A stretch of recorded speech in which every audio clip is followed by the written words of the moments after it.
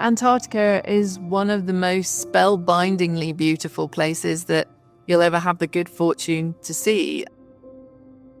People think of it as being this sort of desolate white place, but it's a place of light and of colour because you have light being reflected in every tiny crystal of snow and ice that there is.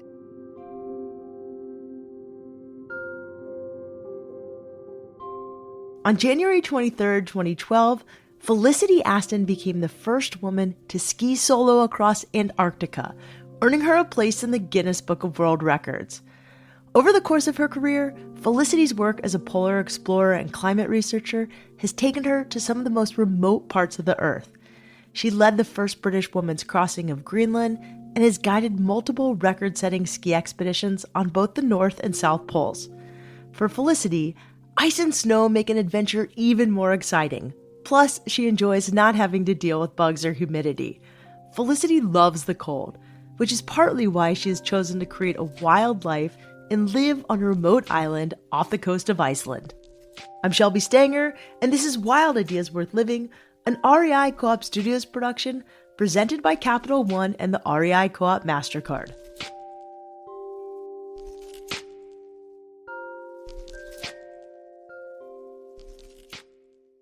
Felicity Aston, welcome to Wild Ideas Worth Living. So excited to have you on. Before we start, I'm just curious where in the world you are right now. I live right up in the northwest of Iceland, but I actually live on a small island just off the coast of Iceland. And it's only me and my family that live there.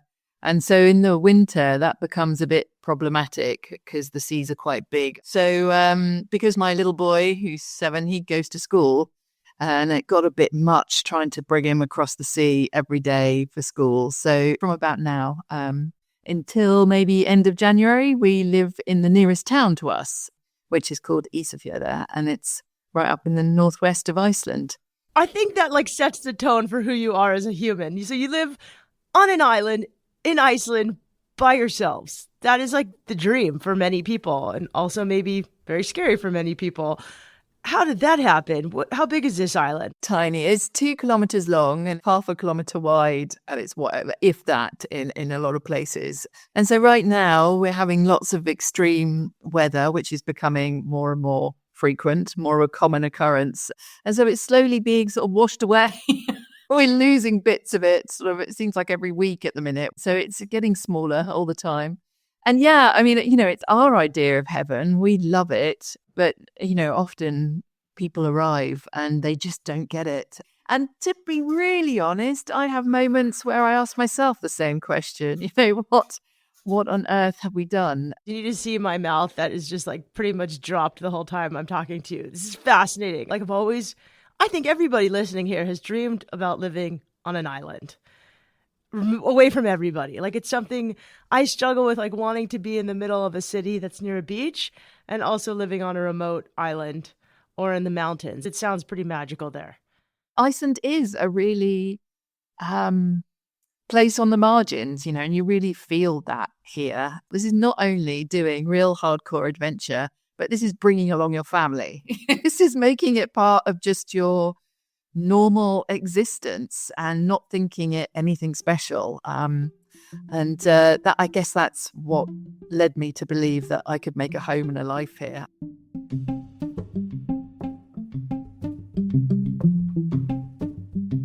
When her family is living on their island, Felicity and her husband have to travel by boat to go grocery shopping, which they try to do as infrequently as possible. When they do grocery shop, they stock up. She says they buy 10.5 gallons of milk at a time.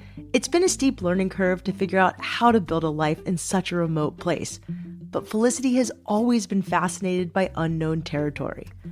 Growing up in an urban part of England, she became a Girl Guide, which is similar to being a Girl Scout here in the US. In college, Felicity studied meteorology and ended up joining a youth expedition to Greenland. On that trip, she realized that people could actually make a living doing outdoor expeditions. After graduation, Felicity landed a job in Antarctica, which jump-started her polar career. I think probably the thing that really set me off on this path in life was probably my first job after university, which was with the British Antarctic Survey. And that's the UK's main government-funded research programme in Antarctica. So they operate 2 continental research stations, and I was posted to the largest of the 2 as a meteorologist. And that was my first ever proper job at the age of 23. And back then, as this was in the year 2000 when I arrived, back then the standard contract, so what you signed up for, was 39 months. So it was a big commitment to make at the age of 23 to stay in this tiny little research station cut off from the Western world for that length of time. But then it set kind of the path for the rest of your life, it sounds like, that time. Yeah, I mean, now looking back on it, yes, I think it did. I mean, part of that is that it made me thoroughly unemployable.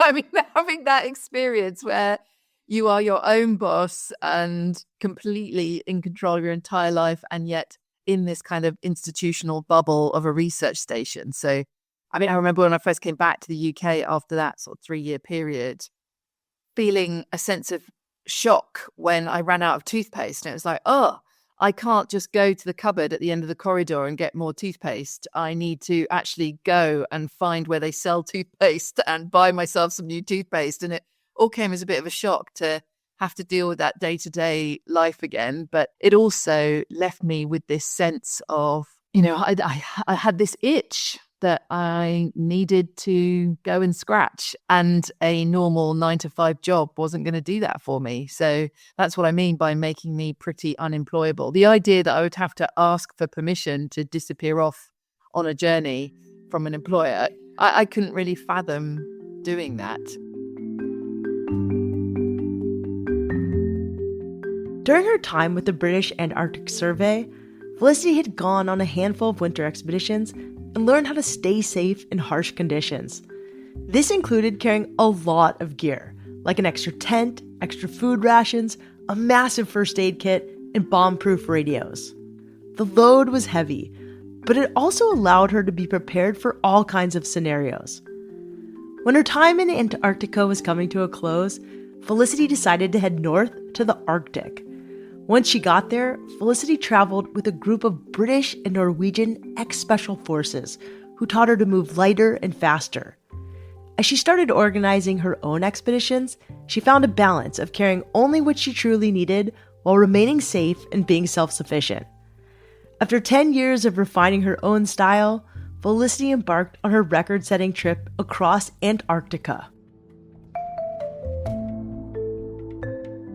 After a while of putting together these expeditions that were continually getting bigger and more complicated and arguably more risky, I hit on the curiosity about, well, what would it be like to go by myself? You know, I'd read about peers as well as people in polar history who had gone alone, and reading about their experiences, I started asking myself, well, how would I deal with that? You know, would I rise to the occasion in that way, or would I be found wanting? And the other thing was I'd only done team expeditions before, and I was really keenly aware of how much I relied on being surrounded by other people as motivation, as a means to self-discipline. You know, particularly when you're in a leadership role, you know, you don't have the option of going, oh, I'm not getting out my sleeping bag today. You know, it's too hard. You know, you have no option but to bring the best version of yourself. So I wondered, okay, if it's just me and there's no one to see what you do, am I still the same person? Do I still follow the rules? Do I fall apart? Do I, you know, what happens? Those were all questions that I found fascinating to try and answer. How long did it take for you to prepare for this expedition? And what did that look like? Well, you could argue that my entire expedition career up until that point had been preparing me for it. You know, to put yourself out in that situation, you have to have the skills, the knowledge, and the confidence, because, you know, if you put yourself out there and then you need help, you're asking others to put themselves at risk to get you out of that situation. So, you know, it took me a good decade or so of gaining experience before I felt that it was responsible to to put myself out there. But the mechanics of the expedition itself came together pretty quickly, probably in about a year. And I think that was because I just completed a big expedition project and was already putting together another big expedition project. So, I had all the contacts in place and my network was pretty cutting edge and up to date at that point. So I was able to take advantage of opportunities in terms of piggybacking my logistics on what else was going on and things like that. So if I was to set out to plan the same journey now, it would take me a lot longer. But that one took a year. Incredible. It took you 59 days. Of skiing, yeah. So I was out there about 64 days on my own because it took a bit of a while to get going, and then I had a bit of a wait at the end before they came to pick me up. But yeah, it was, I did see people during that time. So I started on the Ross Sea side of Antarctica and then climbed up through the Transantarctic Mountains to the South Pole, which sits more or less sort of at the center of the continent.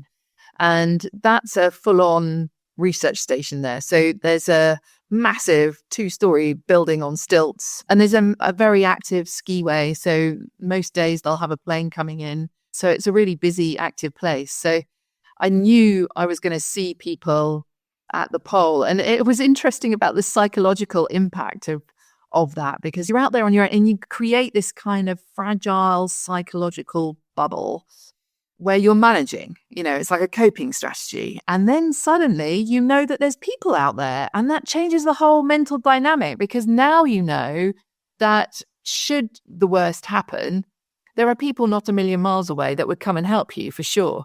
And it just instantly changes everything. But of course, for me, I was only halfway through my journey, if that. I think it was about a third of the way in terms of miles and kilometers. So now I had to sort of let go of that safety and put myself back out in what I knew to be a very mentally challenging space, frightening space.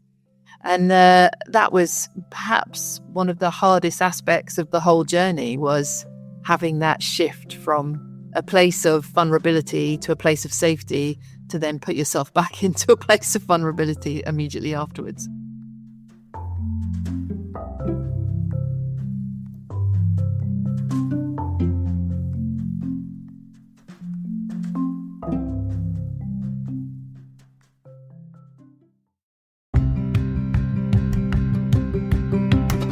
If there's anything I've learned from hosting Wild Ideas Worth Living, it's that spending time outside connecting to nature is fundamental to our health and well-being.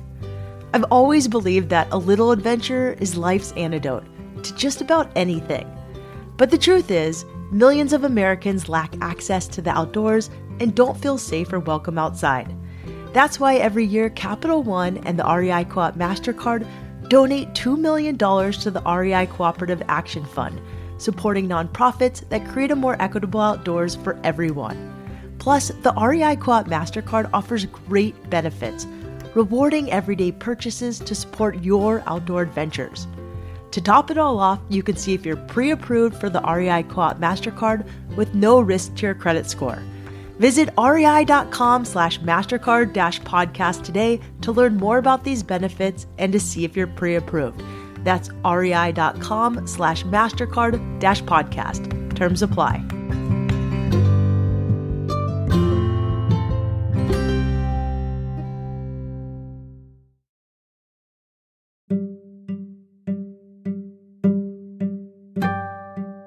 Once polar explorer Felicity Aston decided to cross Antarctica on her own, she had a lot of work and preparation to do. She knew all about route planning and gear prep from her previous polar expeditions, but Felicity also needed to raise enough funds to pay for her travel and food. There are significant costs that are unique to traveling to this part of the world, like plane fuel and infrastructure fees. Luckily, Felicity was able to secure a few commercial sponsorships. On November 25th, 2011, she was dropped off on the Ross Ice Shelf on the Antarctic coast. Okay, so helicopter drops you off, and then it flies away. What was that like? Like, when you saw the helicopter, just see ya, just you. Yeah, I mean, the shock of the isolation, and it was a shock, it sort of manifested itself physically. I started shaking and trembling, and it changed everything. It changed my thought processes, it changed the way I made decisions, it changed my priorities. But I think the root of it, the root of that fear, was the fact that it was abundantly clear that I was completely responsible for my own well-being. And that's a pretty rare thing in life. Most of our lives, for the vast majority of the time, we are surrounded by help. And to suddenly realize that even in a life and death situation, to get a plane back to where I was going to take, a lot of organization. And that would take maybe a day or two, maybe a week. To think of a week is not far-fetched. And I think that was the frightening thing, was being totally responsible. It was that real sense of, you've got yourself into this, and now the only person that is going to get you out of it safely is you. So you better be up to it, and that was frightening, because I didn't know if I was up to it. Wow, it's so fascinating. Okay, so walk me through a day in the life, like from sun up to sundown. Like, what is your day like? It's really easy to recount it, because I relied heavily on routine. Everything down to the minutest action was embedded in a routine that did not waver. I mean, that was deliberate, because if you're following a routine, your body's just going through the mechanics and doesn't have to engage the brain. As soon as the brain is engaged, emotion is engaged, and that makes everything so difficult. So, for example, if you're going for a run in the morning and you're putting your trainers on and you can hear outside, there's rain and gale and it's dark and it's frosty. If you allow your brain to engage and you think about what it's going to feel like to be out there, how miserable you're going to be, how slippery and treacherous it might be underfoot. If you start having an emotional response to all of that stuff, there's no way you're going to leave your front door. But if you have a routine where you're pulling on your trainers, putting on your windbreaker, filling up your water bottle, and switching on your head torch and heading out, your body just goes through those motions. And then before your brain's engaged, you're already, out there running, and you won't go back. So if I engaged my brain, I wouldn't have left the tent. So I had to have routines that would just mechanically carry me through that getting out of the tent, because that was the hardest thing, was just getting myself going in the morning. And so my routine was, I did exactly the same thing, in exactly the same order, and exactly the same way every single morning. Did you bring any comfort foods with you? Well, I didn't allow myself any luxuries. Weight, you have to pull everything that you have with you, and you have to tow it in a sledge behind you. So my combined sledge weight, I had 2 resupplies along the way, but when I set out, my combined sledge weight was 85 kilos, which is nothing. That is significantly below a lot of other start weights. And the reason it was so low is because I worked hard at minimizing everything and making some real tough but calculated decisions about, not taking spares, not taking duplicates of things, not taking tools, not taking luxuries. But the one thing that I did allow myself— That's almost 200 pounds, just for our listeners that don't do kilos. Oh, yeah, sorry. 187 pounds. It's amazing. But one of the luxuries I did allow myself was a large tub of peanut butter. And at the end of each day, when I was sitting waiting for the snow to melt to make my water that I would drink and use to make my food in the evenings, I would put a spoon into this tub of peanut butter. And of course, it was frozen solid. So I would scoop it out like ice cream. It would always be a little bit soft because it had so much fat in it. I don't think it could completely freeze. But I would eat this spoonful of peanut butter like it was ice cream. And that was my one— for the minute or so that experience lasted, I really eked it out. And that was my pressure valve for the day, was having that spoon of peanut butter. So peanut butter holds a special place in my heart. I do a spoonful of peanut butter sometimes just before I go to bed, and I did not do any activity during the day, but it is a pretty delightful food. What about gear? Was there like a piece of gear that you just especially will never not take with you on an expedition? Yeah. I mean, every element of that setup that I took on that trip was something that I had tried and tested on every other expedition and would never have gone without. So, I mean, I always use Hillyberg tents because they are home. And I couldn't imagine going on an expedition without them. And then there's a particular type of MSR stove that I always use. It's the sound of it brings you. There's two sounds in the world that I think, just so comforting and reassuring.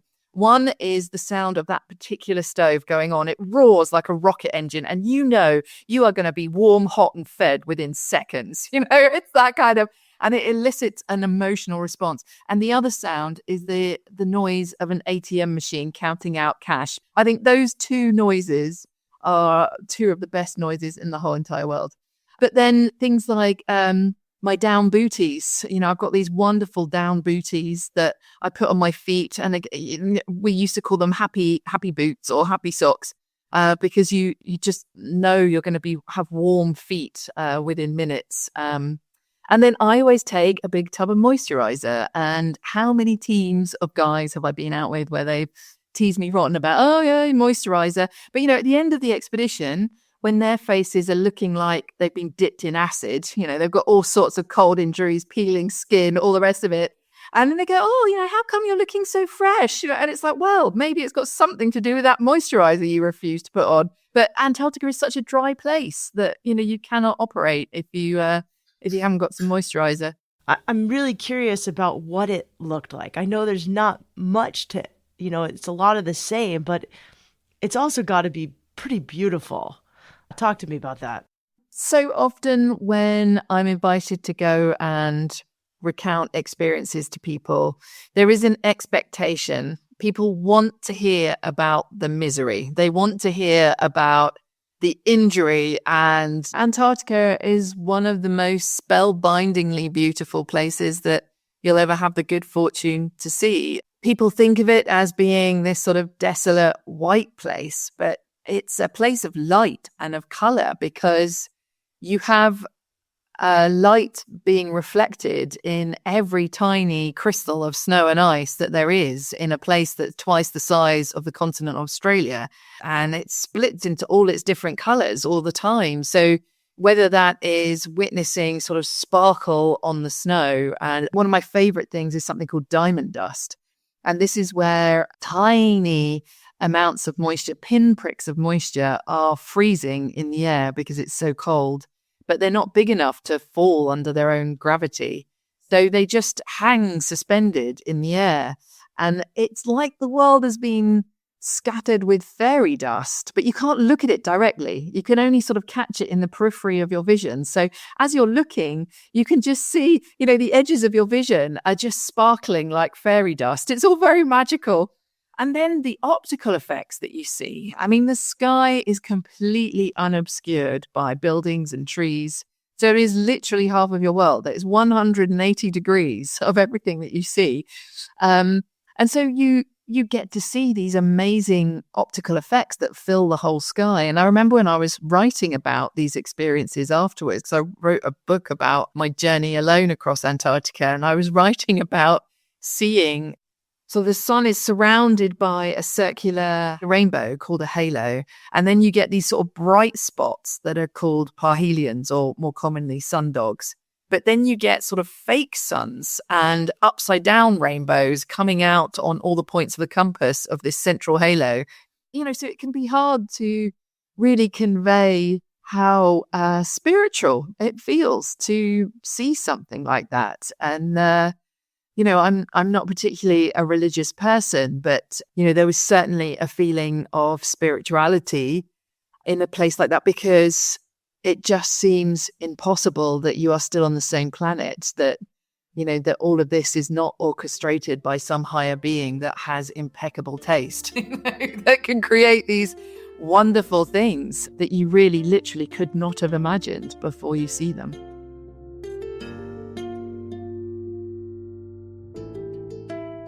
Though many moments were absolutely stunning, Felicity also dealt with massive obstacles, like skiing through intense blizzards. There were times the snow was so intense and the whiteout so severe that she couldn't see, hear, smell, or taste anything. It was so disorienting that she felt nauseous. Even through exhaustion and loneliness, Felicity kept putting one foot in front of the other.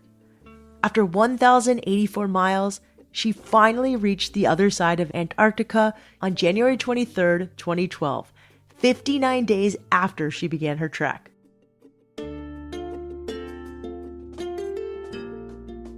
How did it feel on the 59th day? Well, it was like plus or minus when you actually got to the finish line. Yeah, I got there and I knew that I was there because my GPS was telling me that I was now, on ice over water rather than ice over land. But I didn't stop immediately. I kept going because there was just this sense of momentum. It was like a big juggernaut that has to work its way down through the gears before it stops and will travel 10 miles in the process. I was a bit like that. I kept going for a good, I don't know how long, even after I knew that I could stop. And then I just sort of sat down on my sledge and there was a lot of relief, of course. I was going through an area where there was a lot of crevasses.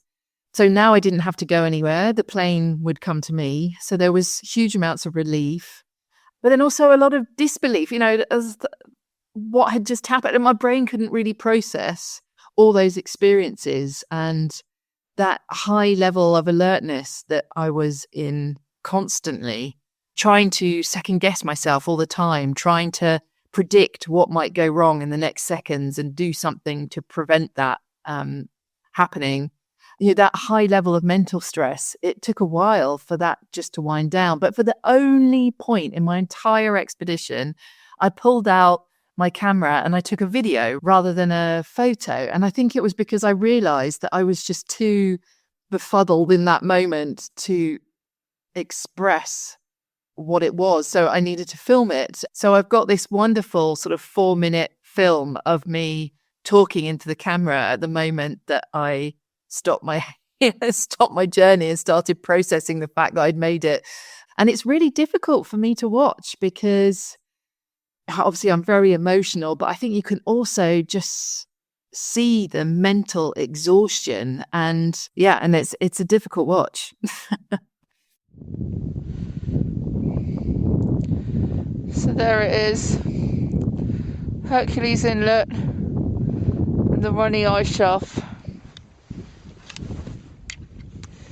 The opposite side of Antarctica to the Ross Ice Shelf where I started.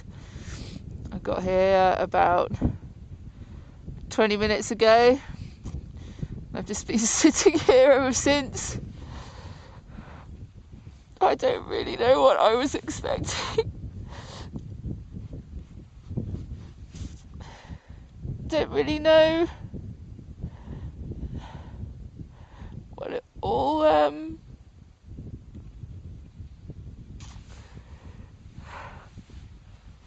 after counting the days and the miles for so long, it all seems to have come to an end a bit quick. And now here I am.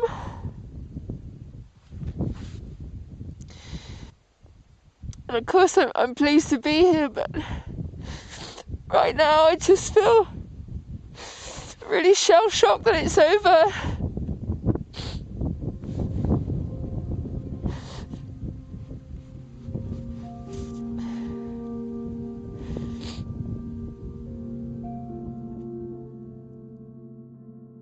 A lot of people do these wild ideas and then they're kind of a mess afterwards. Yeah. Well, I mean, I was very fortunate because the Antarctic season is a real hard close. The last planes leave and they have to leave because the winter storms start coming and they cannot risk getting trapped in Antarctica because they would not survive a winter.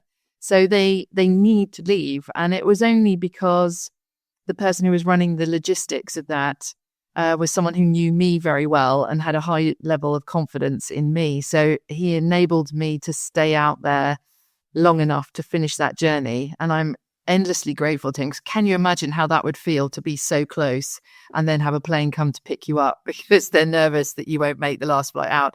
So I was able to finish about 2 days before that last flight out of Antarctica. It was really, really close call.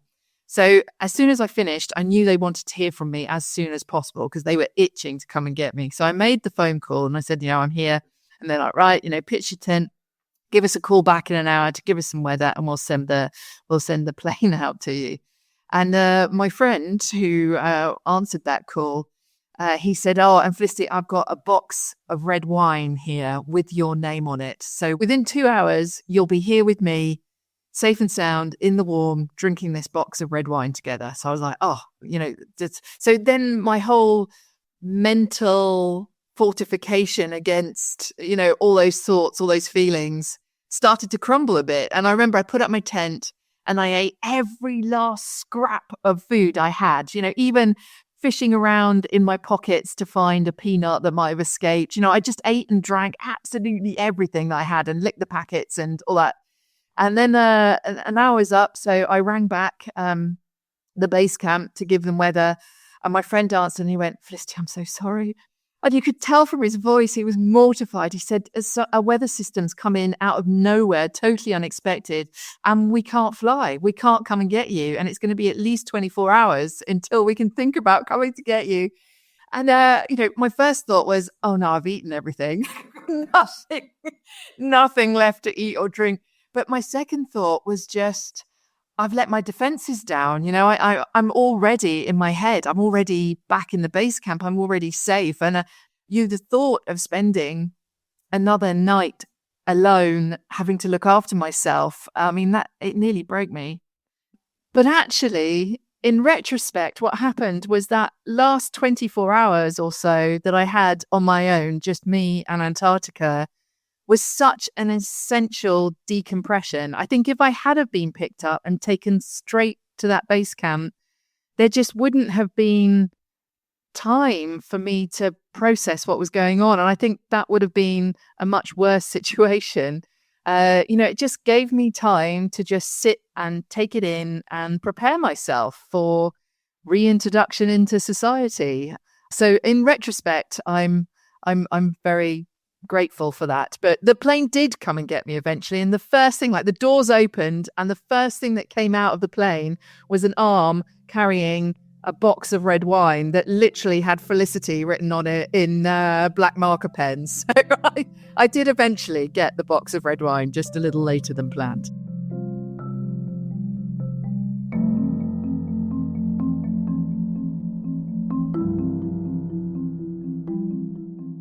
What are some of the things that, you feel like in you changed after? Like there was, Felicity before and Felicity after this expedition. Yeah, a couple of things. The thing I found most interesting was that I went to Antarctica believing that I was intrinsically me, that I was a set collection of values and beliefs and skills and almost like a sort of cardboard cutout.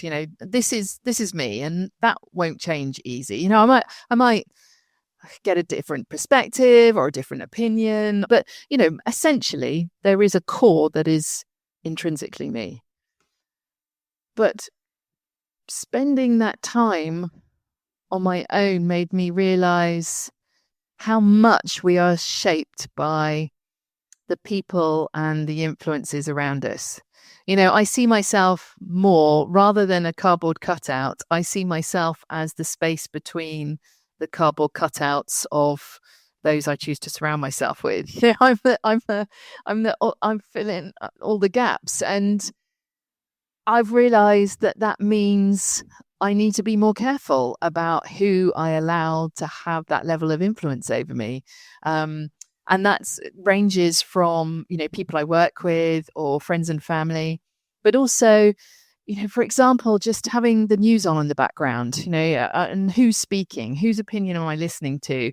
I used to think that all that stuff doesn't impact me terribly. And I've realized, actually, I'm not impervious to this. I think it actually affects us all much more than we care to realize. And so I've been a lot more careful about what I listen to, what opinions I allow to float into my headspace.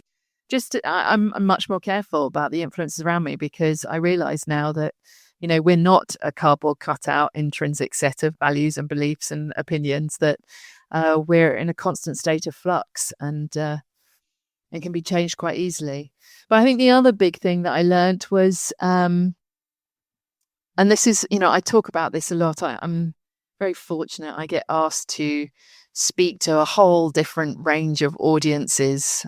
And I often talk about, that trying to get out of the tent each morning and, being a sort of person when I arrived in Antarctica to do that expedition, that if I had 10 things to do in a day and I'd completed 8 by the end of it, I would beat myself up about, oh God, why haven't I done those other 2? I'm always focusing on what I failed to do and haven't taken enough time to appreciate the progress that I had made. And I don't think I'm alone in that. I see people I care about, they don't appreciate how much they're dealing with on a daily basis, and giving themselves proper credit for the fact that they're keeping everything going despite all the rest of it happening. So I return sort of promising to myself to remember that the amount of progress that you make in a day is not as important as the fact that you've made some progress in that day, and that you should take time to celebrate the fact that you've made that progress. And so I summed it up to a little motto to myself that I've been sharing with everyone that cares to listen ever since. So here you go. In case this is useful to any of you out there, my motto that I keep saying to myself is to just keep getting out of the tent. And boy, what I mean by that is that if you just get out there and do something each day, no matter how small, if you get out there, it's worth celebrating that, because eventually you get out of your tent and see your ski track stretching right the way across Antarctica, or whatever your metaphorical Antarctica might be. Eventually you surprise yourself with just how far you've come.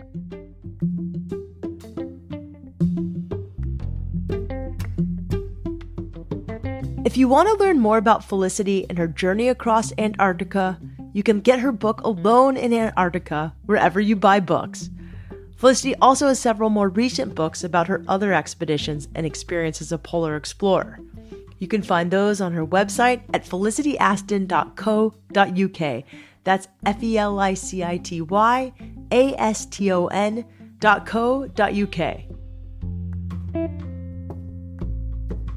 If you like this episode, you will also enjoy our interview with explorer Anne Bancroft, who is the first known woman to cross the North Pole. We'll link to it in the show notes. Wild Ideas Worth Living is part of the REI Podcast Network. It's hosted by me, Shelby Stanger, produced by Annie Fassler, Sylvia Thomas, and Sam Piers-Nitzberg of Puddle Creative. Our senior producers are Jenny Barber and Hannah Boyd. Our executive producers are Paolo Motola and Joe Crosby. As always, we love it when you follow the show, take time to rate it, and write a review wherever you listen. And remember, some of the best adventures happen when you follow your wildest ideas.